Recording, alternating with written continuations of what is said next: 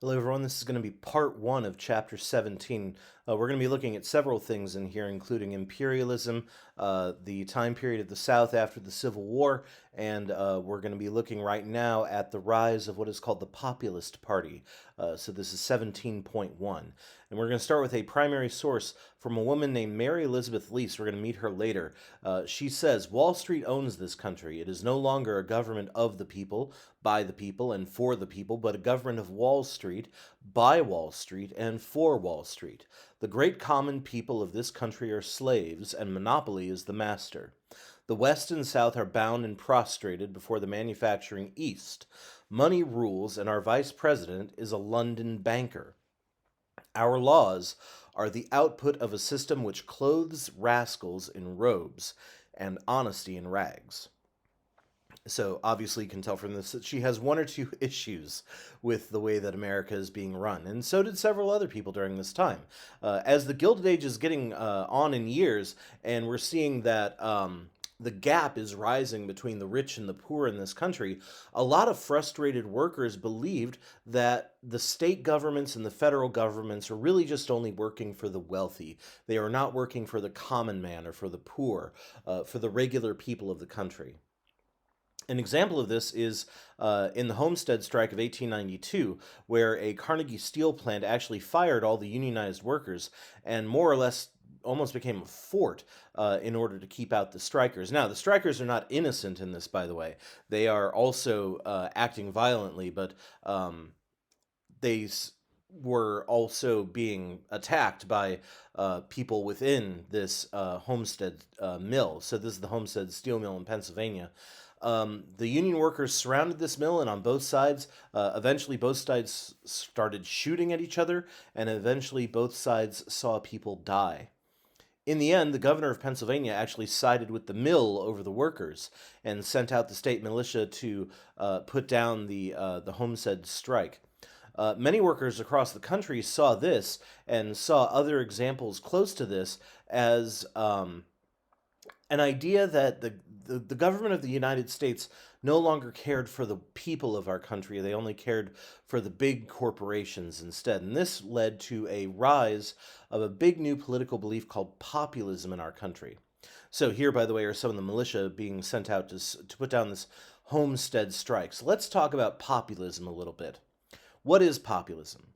Well, the Eastern workers did occasionally fight against the power of these big factories, but if we're going to talk about populism, we're going to talk about the Midwest and the South. Oftentimes, regions that are overlooked in our history. The Midwest is often not talked about very much. Now, the Southerners and the Midwesterners were oftentimes stuck thanks to sharecropping. This is something we talked about back during Reconstruction, where basically a person worked for a larger farm and they paid the owner of the land in crops. And oftentimes, they were not able to afford their own farms, and also a drop in the price of cotton meant that many of them could no longer afford to even give up some of their crops in order to pay off their debts. Many of these guys went even further into debt, and many of them even lost their farms. And so the farmers, if they were looking for someone to blame, they usually turned to the bankers, who gave them very high interest loans. They thought the bankers were basically cheating them. And they also said that the U.S. government had abandoned the poorer farmers to focus on the bigger businesses. So the regular people in our country are getting a little upset during this time, feeling that no one's really caring or paying much attention towards them. A good example of this is in a pro-farmer lithograph that came out in 1875 called "I Feed You All," and it shows different people doing different jobs around our country with things like, I care for you all, I preach to you all, I lead you all, I fight for you all, I do yada yada yada for you all. The farmer, of course, feeds all of them, but the mortgage broker, who's down in the bottom there, says, "I fleece you all," basically that I steal from all of you. So here's a bit more of a closer up. You can see the general brokerage guy down there in the bottom. So it seems to have not a positive outlook on the general brokerage right there. Now, farmers during this time in the Midwest and in the South did begin to organize. They created a group called the Farmers Alliance in the 1870s. And by the 1890s, the alliance had spread across the country into like 42 states, and there were not 50 at that time, so that was quite a bit.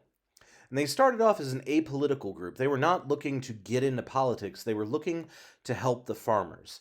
They were giving money to farmers to help pay off loans and try to sell produce. However, over time, the Farmers Alliance had to become more political because they were trying to force the government to issue loans directly to the farmers, bypassing the bankers at this level. And so, in order to do this, they basically had to become a political organization. So here's a banner of the Southern Farmers Alliance from 1878 in Texas, saying the most good for the most people. Now, in the 1890s, eventually the Farmers Alliance joined with many other groups, ex-Grangers, other political parties, smaller political parties, to create a new political party called the People's Party, or the Populists. This new third party said it spoke for the producing classes. They were focused on the farmers, but they were hoping to move beyond the farmers. They wanted to get to miners, they wanted to get industrial workers, they wanted to appeal to many groups so that they could take on the other two big political parties, the Democrats and the Republicans. Now, populists were a grassroots organization. They didn't have a lot of support at first. In fact, Democrats and Republicans thought of them more or less as a nuisance and nothing until they won a bunch of elections in places like Kansas. How did they get popular? Well, they sent out speakers. Almost think of it like it was a revival meeting, like, a religious revival. They would send out speakers and pamphlets across the country. This was a farmer's great awakening almost. And the basis of this party was the belief that the individual worker was more important than the powerful companies and corporations of America. Now, they did use a lot of the language of former ages. They talked about yeoman farmers and the promise of, Thomas Jefferson, that America is built on farmers. However, they're also calling for the modernization of farming at the same time. They're saying, we're not stuck in the past, we are moving forward.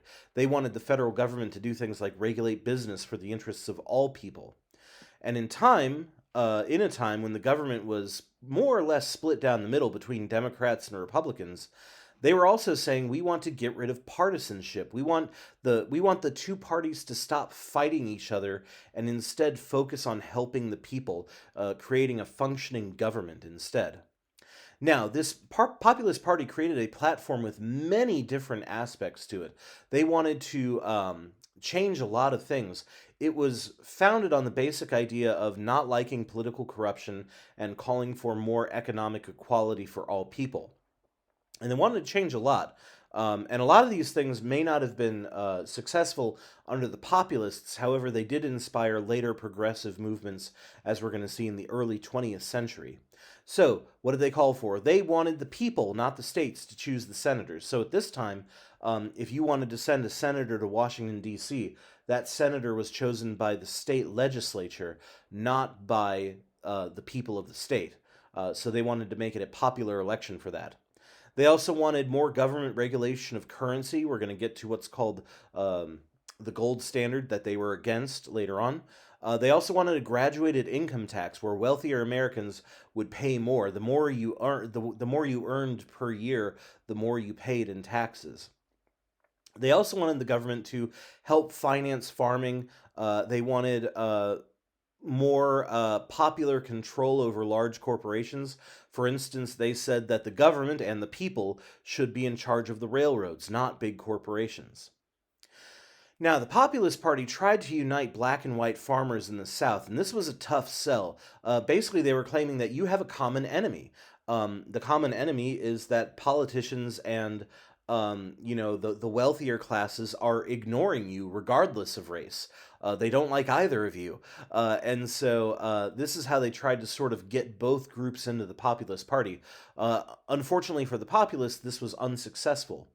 Racial issues seem to be the order of the day over financial issues, where white farmers still cared more about keeping African Americans suppressed and oppressed. They cared about that more than economic issues. And so we see that lots of white farmers during this time were also landowners. So they felt that they did have sort of a higher card to play than the black tenant farmers and sharecroppers of this time.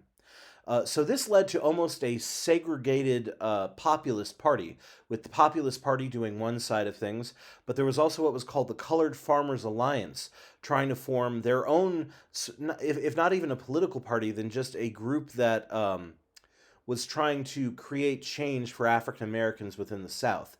For instance, they tried to go on strike in several southern cotton farms. However, these were very violently put down. So we see the attempt to sort of bring together whites and African Americans throughout the South eventually ended up falling apart for the populists. Now, some white Southerners did try to unite the races by saying that their separation, that basically by keeping separate, they were playing into the hands of the wealthy people. However, Southern Democrats went back to their old sort of Reconstruction days and basically said that, if you're going to help African Americans gain power, you're just playing into the hands of what they called black supremacy at this time. So we see that the struggle between African American power and white power was a dividing factor amongst the populists. Meanwhile, though, we do see that women are being elevated to positions of power within the Populist Party. One of the most famous was a woman named Mary Elizabeth Lease, who was a very popular speaker and organizer. She was the woman who he started with. She was famous for allegedly saying, although most people think she didn't say this, she one time allegedly said, "Raise less corn and more hell." And she was also one of many women who were part of the Populist Party, because the populists were calling for women's suffrage, giving the women the right to vote. And we see that in the 1892 election, the populists do very well, especially for a small, formerly nothing political party. They actually carried several states in the presidential election and get several legislatures in their control, especially in Kansas. They are very powerful and popular in Kansas.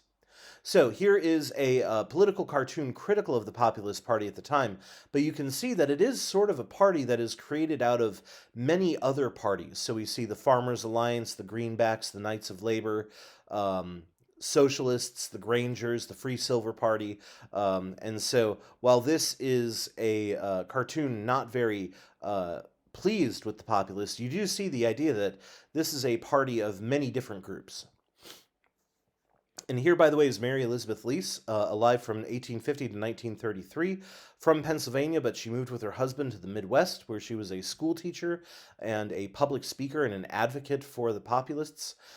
She lost several members of her family in the Civil War, which she talked about quite often.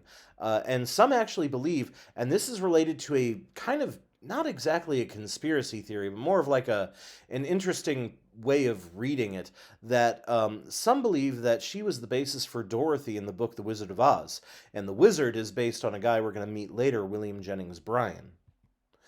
So here's the election of 1892, where we do see that the Democrats and the Republicans have won most of the states. However, all those golden states there are populists. So the populists win in North Dakota, Idaho, Nevada, Colorado, Kansas, Midwest, and Far West. Now, after the election of 1892, which really stunned the Democrats and the Republicans, they realized suddenly that they had a third party on their hands. A lot of people said that the populists had a chance to become a dominant political party of the time. First of all, America was in the midst of an economic depression. That never helps. And so this created a lot of anger among workers towards banks and lenders and, again, politicians who they felt were not supporting them. Also, the state and federal government continued to side, like I said, with corporations over workers. And there were other violent suppressions of workers' rights, including the governor of Ohio sending out the army to put down his strike. In 1894, the U.S. government arrested a bunch of unemployed men who had marched to Washington, a group called Coxey's Army. They arrested them more or less for standing on the grass in Washington, D.C., and they were arrested and dispersed. So the army was sent out to get rid of these protesters, basically.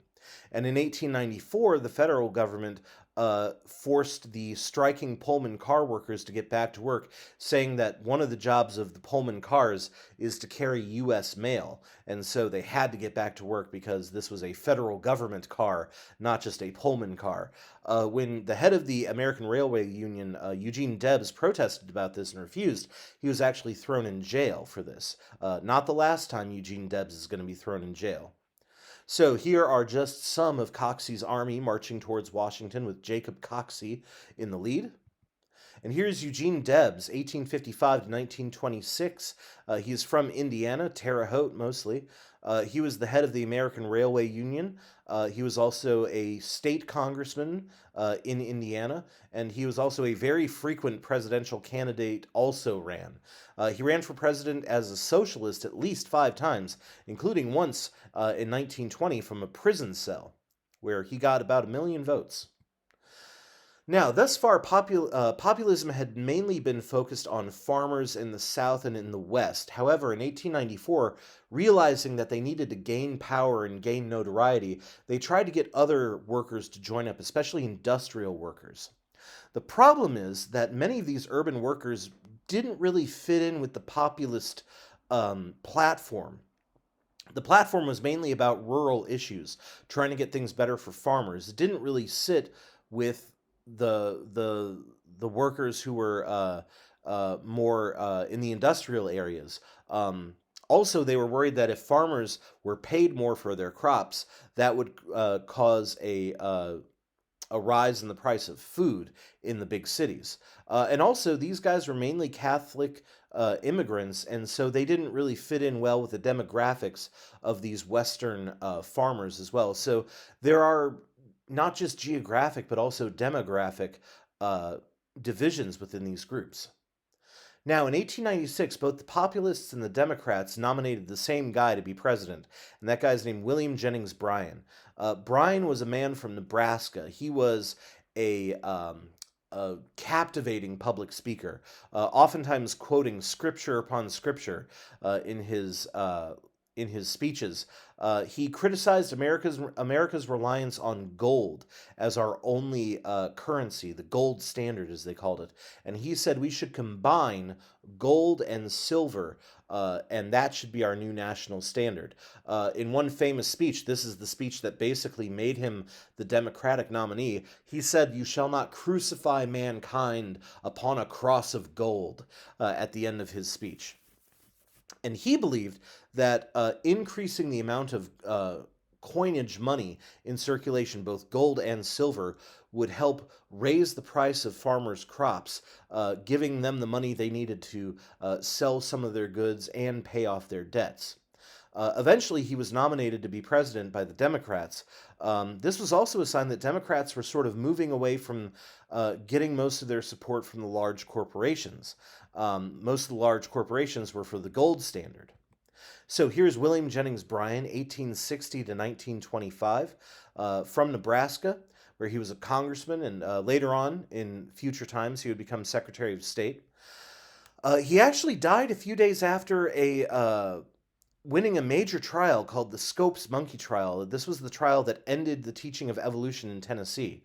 Eventually, Bryan actually ran for president thrice, losing all 3 times, but he was a popular presidential also-ran, almost like the Henry Clay of the late 19th, early 20th century. And here is William Jennings Bryan in a political cartoon giving his Cross of Gold speech. And you'll notice that a lot of the things stuffed in his pockets are pages from the Bible that he has ripped out.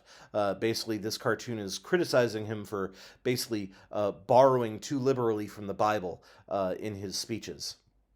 So Bryan appealed to a lot of the populists with the call for free silver. He was also a very devout Christian and a follower of the social gospel, the idea that, Christians need to do more than pray to help people. And this appealed to many people as well during this time. However, populists didn't really trust Bryan. He seemed sort of opportunistic, like he would be the candidate for any party that would have him, basically, as he was both a populist and a Democrat. The Democrats had burned them in the past too. Southern Democrats, especially, had not joined with African Americans and joined the Populists, and so there was sort of this mistrust of Democrats as well during this time. However, in the end, both the Populists and the Democrats supported Bryan, and he did something that nobody had ever really done up to this time, which is he publicly, openly crisscrossed the country campaigning for president, which, of course, is something that we see every 4 years in America today. But this was a first. He tried to rally people to his cause. So here is another cartoon criticizing William Jennings Bryan, where he is a populist snake who is eating the Democratic Party. Obviously not a positive view of him. Now, in 1896, Republicans argued that the gold standard was the only way to keep a sensible, structured economy and to stop America from slipping even further into the Great Depression. Not the Great Depression, but a depression. Because they basically said, look, if you add silver to the mix, bankers are going to stop giving out any more loans. Bankers are going to protect the money they have, basically. The Republicans nominated a pro-gold sort of standard candidate, a guy named William McKinley, a former governor of Ohio. And McKinley did not go campaigning crisscrossing the country. Instead, he sat at home and sort of took interviews. And meanwhile, his supporters crisscrossed the country trying to get big businesses to be on his side. And so a lot of big businesses gave money to the Republican Party and to William McKinley during this time. And if you look at the results, the election of 1896 was rather divided based on geography. Republicans and Democrats won different areas of the country, as you can see here. And by this time in 1896, with the Populists supporting William Jennings Bryan as a Democrat, you see that the Populists do not win any states in this election. In the end, McKinley won both the electoral and the popular vote. And this victory helped to solidify the power of the Republican Party, diminish the power of the Democrats, and it basically ended the power of the Populist Party as a legitimate party. They were gone very soon after this. And this would be the way it was for much of the early 20th century, as we're going to see. Now we'll move into the next part of Chapter 17 next time. Oh, but first we have William McKinley, 1897 to 1901. He won re-election but was assassinated shortly thereafter. McKinley was from Ohio, where he was a former congressman and governor. He was also the last president we had who served in the Civil War. He was at the Battle of Antietam, one of the bloodiest battles of the Civil War. He's also our first president to ride in a car, including he was driven to the hospital after being shot. Unfortunately, he passed away several days later.